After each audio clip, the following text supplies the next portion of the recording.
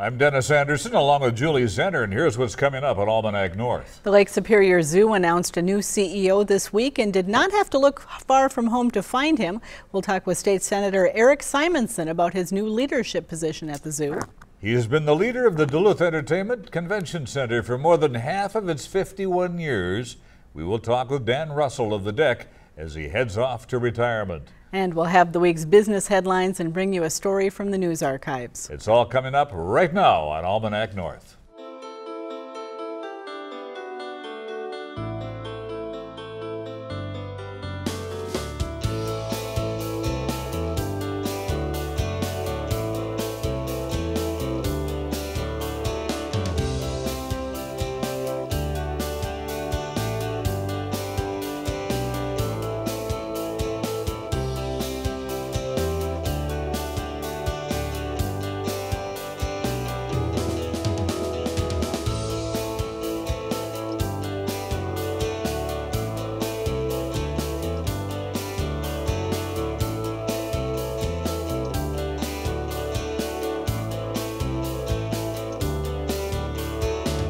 Well, hello and welcome to Almanac North. Thanks again for watching. And Julie, summer is quickly slipping away. We've had some chilly overnight temperatures the last couple of nights. Yeah, it won't be long before the frost is out and people will have to start covering everything up at night. It's good. I think you told me it's 4 months to Christmas? It is. All right, some great topics. Let's get started, Julie. All right. Well, thank you, Denny, and welcome, everyone. The Lake Superior Zoo once again found itself looking for a leader this spring after its new CEO resigned for family reasons. As it turned out, the Lake Superior Zoological Society, which runs the zoo for the city, did not have to look far for that new leader. In a surprise to many, they tapped a well-known local politician and firefighter for the job. Joining us now is State Senator Erik Simonson, who will begin his job as Zoo CEO next month. And also here is Diana Dodge, the president of the Lake Superior Zoo Board of Directors. And thanks to both of you for being here. Thank you. I think it was a surprise to a lot of people to see that announcement, Senator. When did you first begin thinking about this as a job? Well, I actually first started thinking about it when I saw the announcement for the resignation of Corey, when he announced his family reasons and that he had to leave. You know, as a supporter of the zoo over the last few years working in the legislature, I've been frustrated, as a lot of people have, that we just haven't been able to quite get this thing over the hump and bring the zoo back to what it was, which I think the community definitely supports. So what I saw there was an opportunity perhaps to at least start a conversation about what I thought the next CEO should be, and long story short, here I am today. We'll get more into that, but what does this mean for your current jobs, firefighter and state senator? Right, so as far as the firefighter job, what I'll do is I will take an early retirement. I'll just defer my pension and I'll retire. I've got 27 years in with the city of Duluth, and I'm pretty proud of that. It's been a good career and I've had a lot of fun, but this will be a new and exciting challenge for me too. You'll stay in the legislature? It's my intent to stay in the legislature. I think that's an important thing that I enjoy doing, and I enjoy representing Duluth in the legislature, and I think the two can balance together well. You mentioned that you've often had to fight for funding for the zoo at the legislature.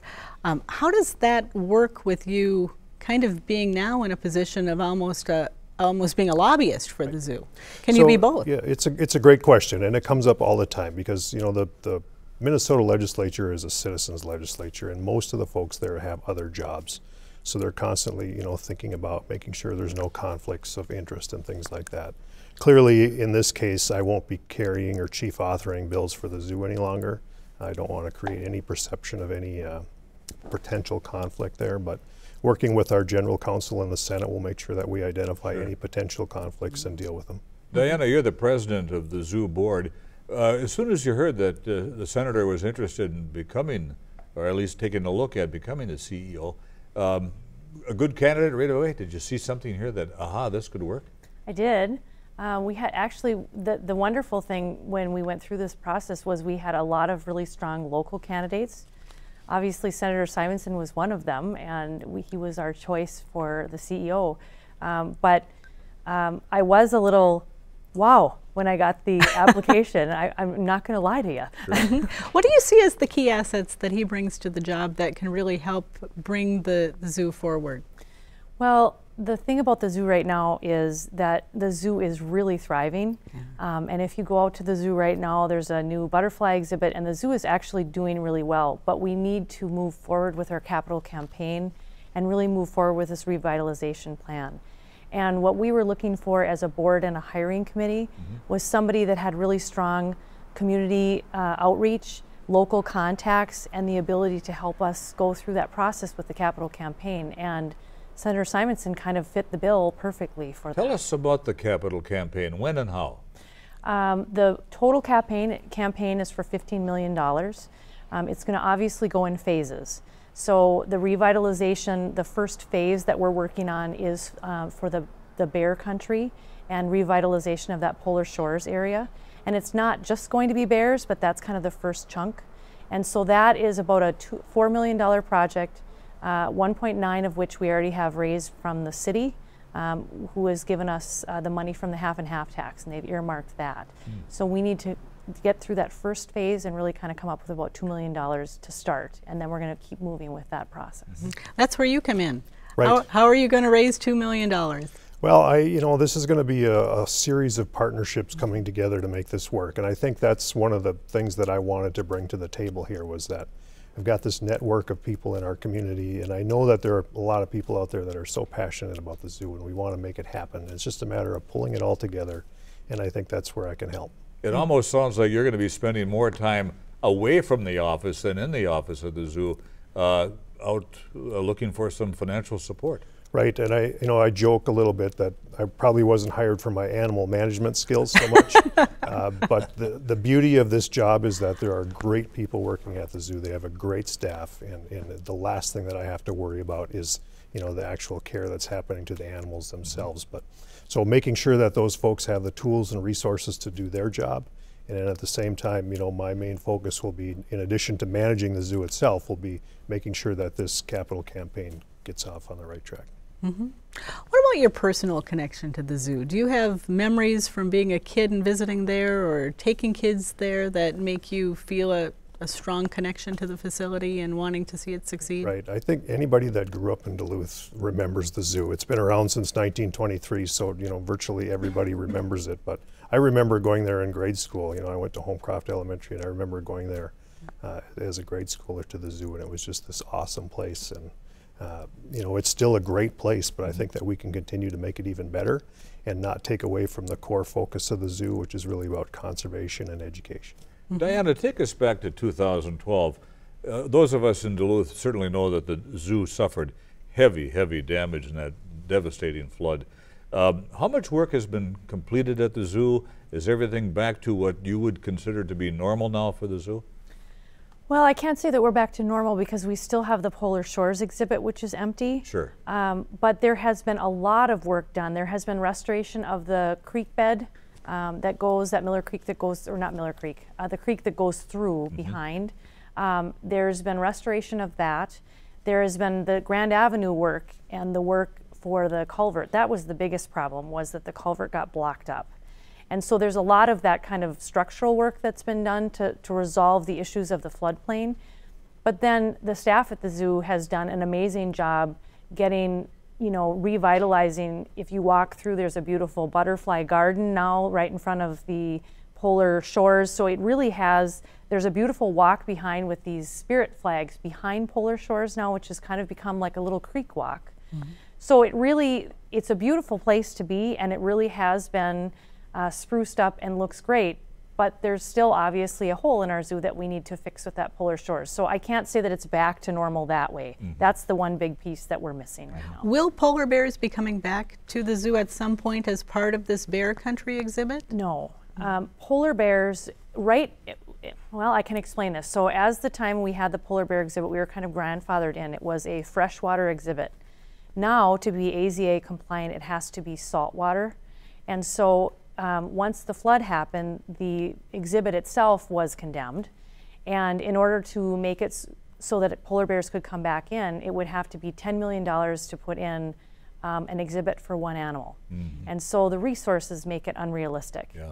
She's in a great place, but we are looking to probably bring in brown bears, and it's actually going to be a nice big exhibit for these bears, and it will have, instead of concrete, it will be dirt and grass and, you know, more like their usual habitat would be. Senator, the zoo is facing an accreditation hearing on the 9th, I think, of September. Yes. A few days before you take over. How important is that accreditation hearing? It's obviously, it's really important, right? This is a critical step, and the zoo is well positioned thanks to the staff and the work of the board and everybody involved. They are well positioned to see this get accomplished. If we can get that accomplished at this hearing in September and have that behind us, it allows us to 100% focus on this revitalization effort, and then we're good for another 4 years. So Diana, what does accreditation mean? What is that for the zoo?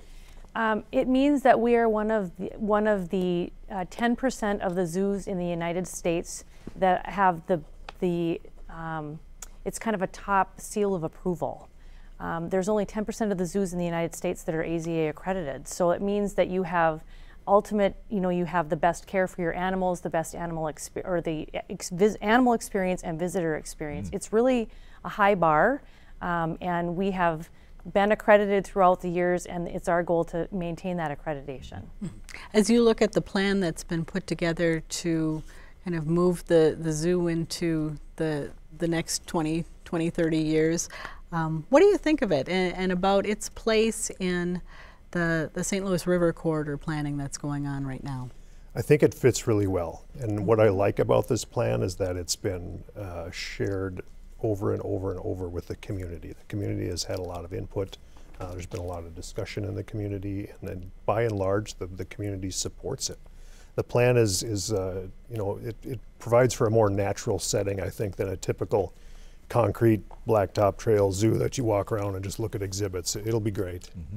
Your first order of business? First order of business is getting to know everybody and understanding what's going on. You know, we're going to have some goal setting meetings, and we're going to have a lot of discussions, but ideally we want to get this capital campaign kicked off right away. Diana, how are visitor numbers now? Up, down, stagnant?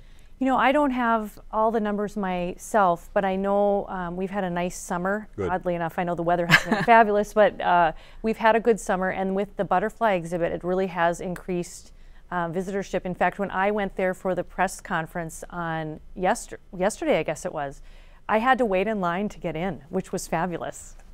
Well, big news for the community and for the zoo. Thank you so much for coming in and sharing information about it, and good luck in your new position. Appreciate it. Thank you. Thank you both.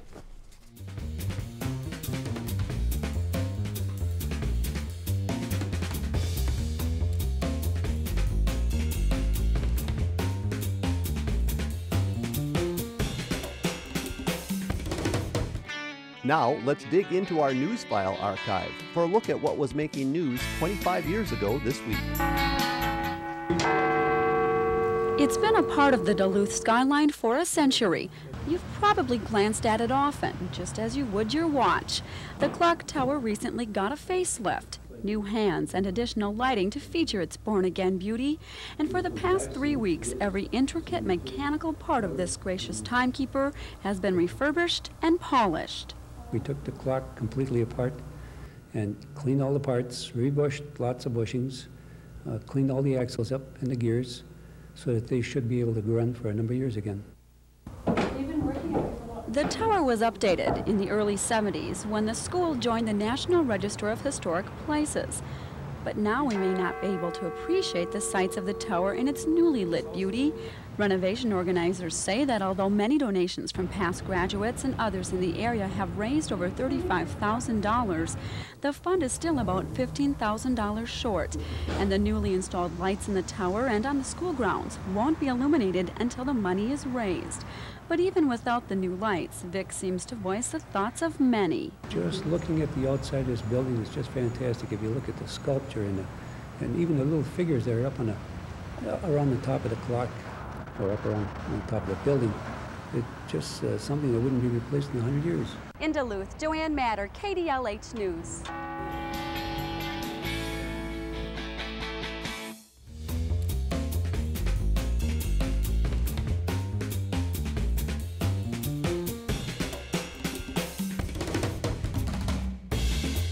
Well, there have been many changes at the Duluth Entertainment Convention Center since 1989. The DECC added Harborside and Cityside convention centers, a theater complex, and 2 parking ramps. In 2010, the new Amsoil Arena was added to the complex, bringing raves from the college hockey world. Over those 28 years of improvements, one man remained in charge of the DECC, but that all will change about 5 p.m. August 31st, when Dan Russell will retire as director of the Duluth Entertainment Convention Center. Dan, thank you so very much for being here. A lot has happened in 28 years. Is it going to be hard to leave? It's going to be really hard to leave, and it's kind of sinking in right now as you start, filling the boxes and taking the pictures down. The hardest thing to leave are the people. We have an incredible staff down there, and so that's going to be tough. What attracted you to the DECC in the first place? Well, I came up in 1979 to run the Convention and Visitors Bureau, which is now Visit Duluth. And they started constructing the convention center, the Cityside Convention Center. And I just wanted to do something different at that time after 10 years, and I was lucky enough to get the job. Talk about how the DECC has really evolved over that time and maybe some of the significant milestones along the way that moved it forward. Well, I think that we've adapted to the changing times. I don't think anybody thought we'd become the convention community, Duluth, that we've become, added the hotel rooms. So the convention business certainly grew, so we added the Harborside after the Cityside Convention Center. And then the movie theaters. There was really a need. There wasn't a movie theater at the time in the city limits of Duluth.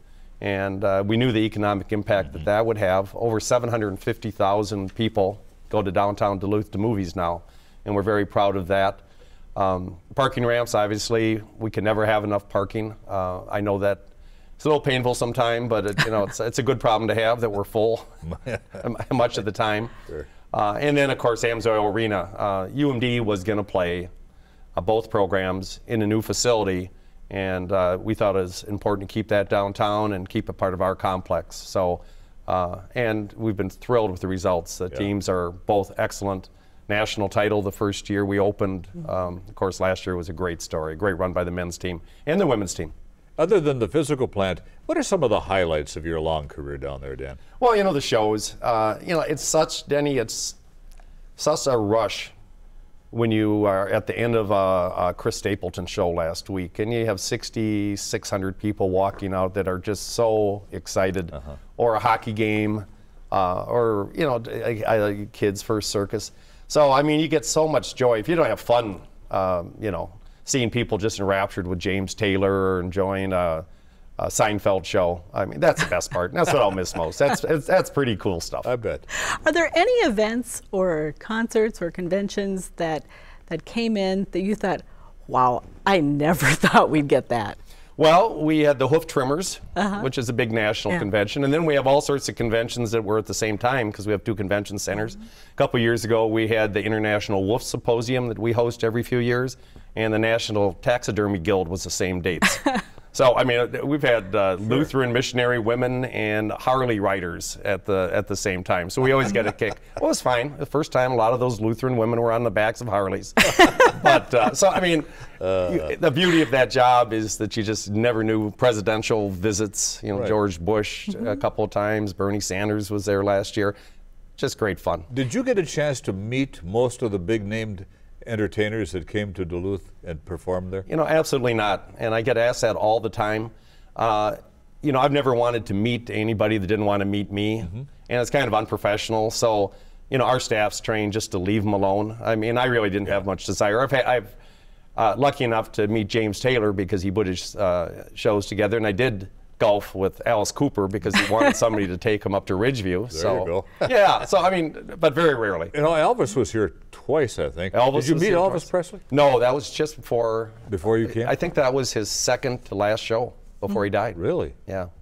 Is the convention business pretty competitive? Is there a lot of negotiating going on behind the scenes to try to attract groups and to try to attract different performers to the community? Very much so. Convention business, we have an incredible sales staff. Sue Ellen Moore, Elise Whaley, that wonderful sales staff, and is very, very competitive. I mean, we're the state authority, but we're competing, against other communities and the private sector in other communities, and so it's very competitive. And to book shows is fun.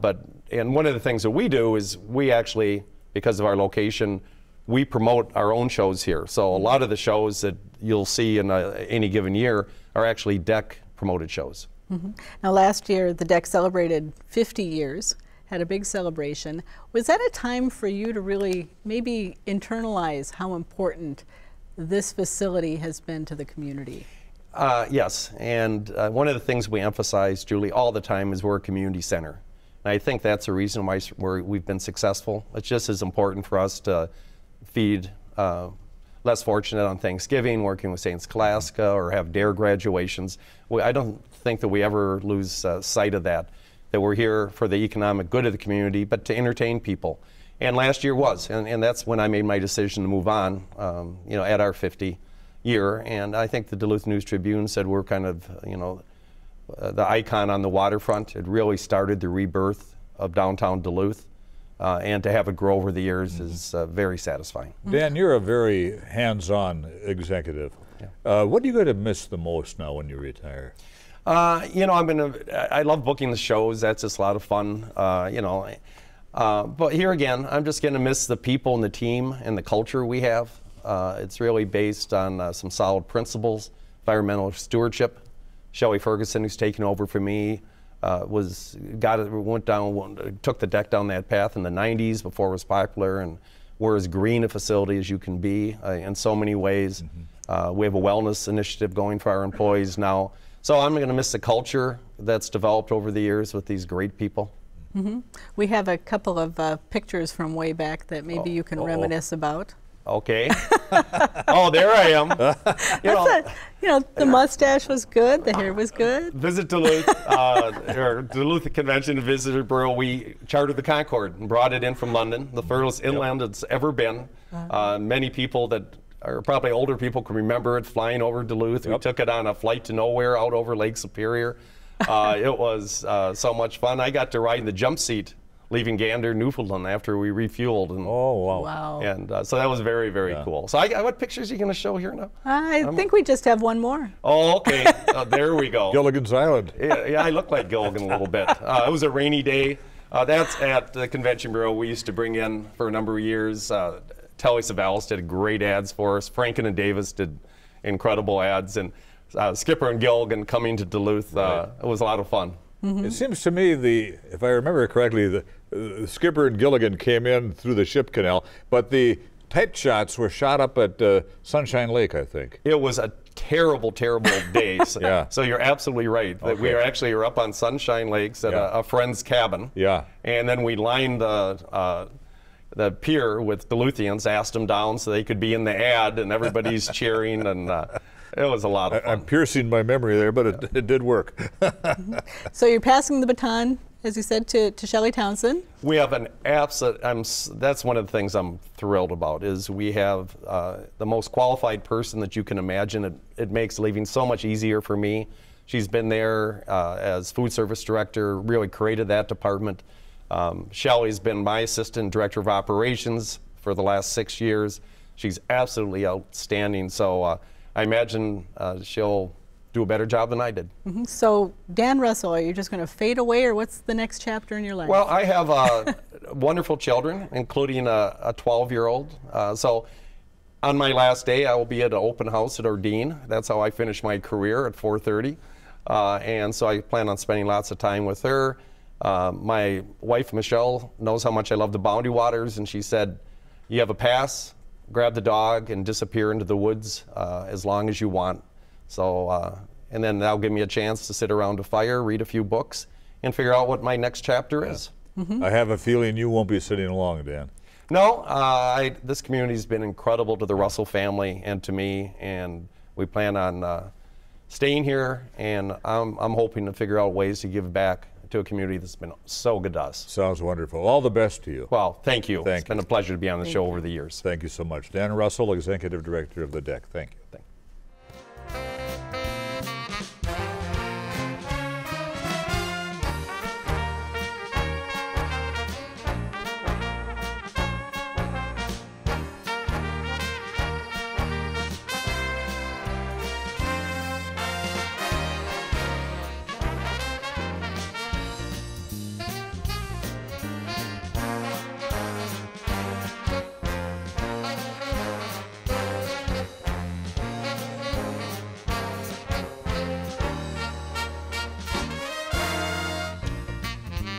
It's time now for a look at the business headlines from Business North. The Minnesota Pollution Control Agency has released proposed changes to Minnesota sulfide rules that are designed to protect wild rice, a key goal of area Native Americans. The proposals are controversial because they potentially affect water discharged from wastewater treatment plants and industrial facilities, including mines. Concern was immediately expressed by the Iron Mining Association of Minnesota. The group said stronger discharge limits could have a devastating impact on area mines and communities. The MPCA is soliciting public comments and will be holding public hearings in coming weeks. Well, the Blandin Foundation has awarded a $25,000 grant to the Itasca Community College Foundation as planning funds to construct a student union on campus. The grant matches funds from the foundation and the college. The proposed $4 million student union would be a common space where students can study and gather. A feasibility study will include interviews with community leaders and alumni and be presented to ICC's board in September. The timeline for construction of the proposed union could begin in the spring of 2019. Skilled labor is an essential part of the U.S. economy, but the average skilled worker is now 55 years old. And according to a Boy Scouts of America survey, only 3% of young people are interested in going into trade jobs. Many students still pursue four-year degrees despite the high cost of tuition. The annual talent shortage survey prepared by Manpower Group found that 46% of employers are having difficulty filling jobs. For more on these and other stories, visit businessnorth.com. If you have a comment on our show, pick up your telephone, dial 218-788-2849 to leave a message. You can also send an email to Almanac North at wdsc.org. And the WDSC website is a great place to find the latest program information, the schedules of our 4 digital channels, and the latest news and events from your public TV station. And Julie, there are many events being held all around the region this weekend. Let's hope the weather doesn't get in the way. There are rumors of rain, but heck, they've been wrong before. Okay, maybe. All right, for Julie and the crew at WDSC, I'm Dennis Anderson. Have a great weekend, everybody. Good night and be kind.